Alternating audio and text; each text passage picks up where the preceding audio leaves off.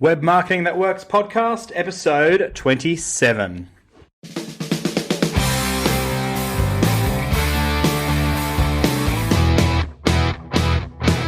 Welcome to the Web Marketing That Works podcast. Come behind the scenes of real-life marketing experiments and listen in as amazing guests confess the truth about what really works. Now, here are your hosts, Adam Franklin and Toby Jenkins. Hey there, it's Adam Franklin from the Web Marketing That Works podcast. This is the show for people who love marketing on the web. You'll be taken behind the scenes of real-life marketing experiments where we look at the good, the bad, and the ugly. We confess what's failed and reveal the truth about what really works. Now, this show is brought to you by our new book called Web Marketing That Works, and specifically the 33 free marketing templates that go with it.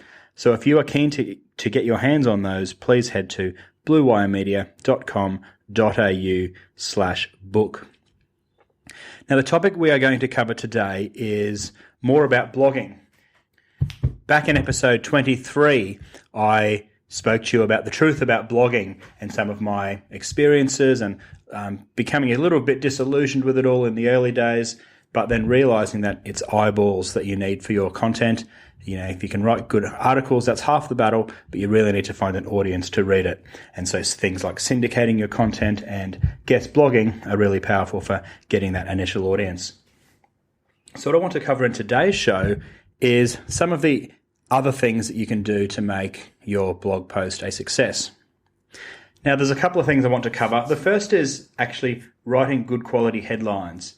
Now, you may have heard this before, but a lot of good bloggers spend as much time on the headline as they do on the article. And at a bare minimum, I would recommend spending 30% of your time on a headline. Now, there's a couple of things that I do. First of all, it's obviously quite a skill to write a good headline, and there's plenty of expert copywriters who dedicate their entire careers to writing good quality headlines. But as marketers, we obviously have lots of other things that we need to be doing in our line of work or in our business. So there's a few techniques I want to share with you to really fast track your headline writing skills. Now, just to highlight the importance of a headline, think about when you log onto Twitter or log into your email or your RSS feed. I use Feedly to follow all my blogs. If you think about any of those, there's often hundreds and hundreds of articles or tweets or emails sitting in front of you, and how do you actually go through and determine which content you're going to actually read? Because you can't read it all. There's just too much. What you do is you go down and scan the headlines, and the appealing headlines are the ones that you read. So it's just so important. And if you compound that with the fact that a lot of people actually share stuff on social media based on the headline alone, without even actually reading the article, then it just goes to show how important writing headlines is.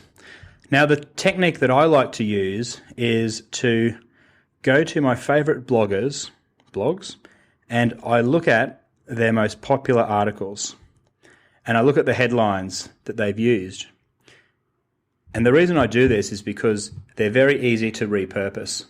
And if I can go to a very talented writer, someone who really knows the power of good headlines, and I can repurpose those headlines for myself, that can actually save you a hell of a lot of time with your headline writing learning curve, and also leave you with the skills to write cracking headlines that get lots of clicks and lots of shares.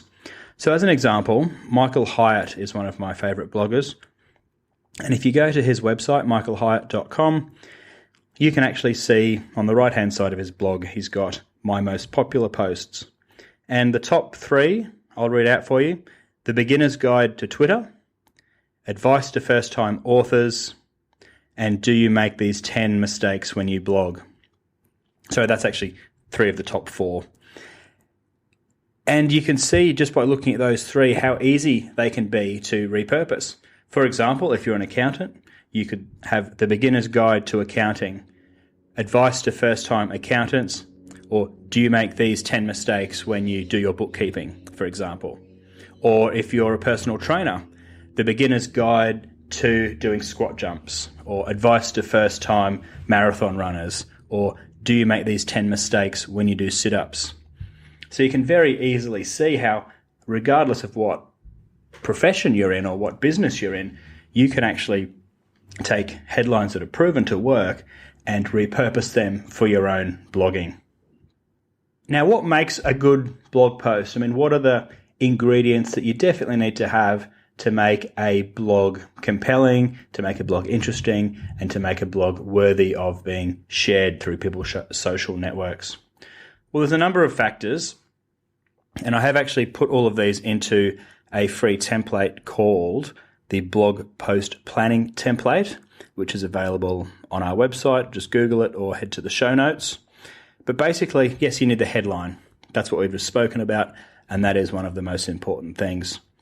Then you need the hook, which is really like the first sentence of your blog post really needs to outline why you should keep reading beyond the first sentence.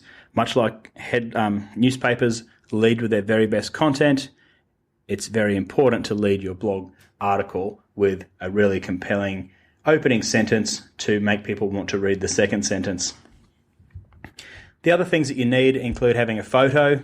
You don't have to, but I do recommend it because, one, it makes it more visually appealing, and in your RSS feed, or if you're just looking at the overview of all the different blog posts on your blog, most blogs like WordPress will typically pull out a feature image and have that as a little thumbnail next to the title of your blog. So if you can choose a interesting photograph there, then that will make your blog much more appealing.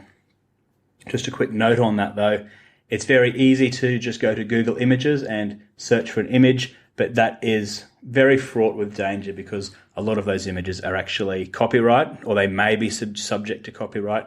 So you're best off going to websites that have free or royalty-free pictures. Basically, they're released under Creative Commons. And what I'll do is I'll link to a couple of good resources for that in the show notes. You're also going to need, I guess, your 3 or 4 or 5 main points of the article really laid out clearly as subheaders. Some people might do a list, some people might just have subheaders, but you really want to make your article quite easy to scan.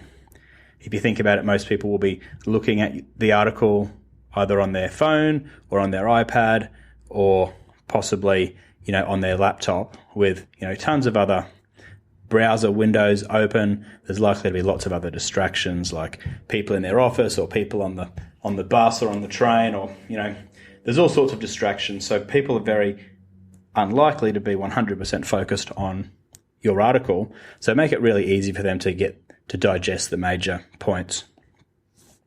Finally, it's great to have a summary of the blog post as you finish it up, and I always like to finish with a call to action. So sometimes that could just be a call to action to leave comments on the blog post, but what I prefer to do is have a call to action where I invite people to download a premium piece of content. So for me, that might be the web strategy planning template or one of the other 33 free templates that we've released. And I try to pick one that's actually related to the article that I've written. So say, for example, when I post this podcast to my blog, one of the calls to action at the bottom of it will be to download the blog post planning template because it's related to what I'm speaking about here. Some other things that make a blog post effective is teaching people. The how-to articles can be very, very effective, but what I've also noticed with my own blogging and with other people's blogs that I follow is actually sharing your own experience, sharing your own story. So say instead of doing like how to increase traffic via blogging, it could be how I increase my traffic by 53% by blogging. And you can see there that it suddenly becomes more appealing because instead of just being told what to do, you're being taken on a journey with the writer and they're sharing their own experience as to how they actually did it. And I always find reading people's stuff who've actually done something much more appealing than just being told what to do, even if that author has actually done it themselves. So that's a little technique that I've learned recently. Finally, the part where I used to, fail with my blogging, and I see quite often, is hitting publish and then thinking that the job is over. It's quite fun to hit publish because then it's obviously up on the internet, but that's only half the challenge because you really need to get the audience and the eyeballs reading your content. So there's a number of steps that you can actually take to promote your content after you hit publish.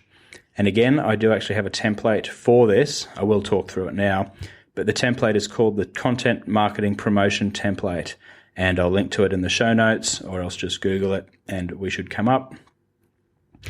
But basically, I go through and follow a set process each time, which starts with ideally just getting a bit.ly link for the blog article so that I can track the analytics and see how many people have clicked on the blog post.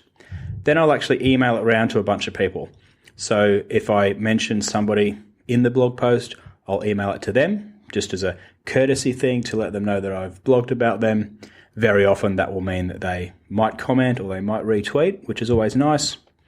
I often email it to people whose comments I would appreciate on the blog. So I might send it out to 5 or 10 people, individual emails to people who I know are, authorities on that particular topic, and see if they'd like to leave their 2 cents worth. And I'll also email the blog post out to our email subscribers. So for us, that's about 10,500 email subscribers. I'll share it with everybody on our subscription list.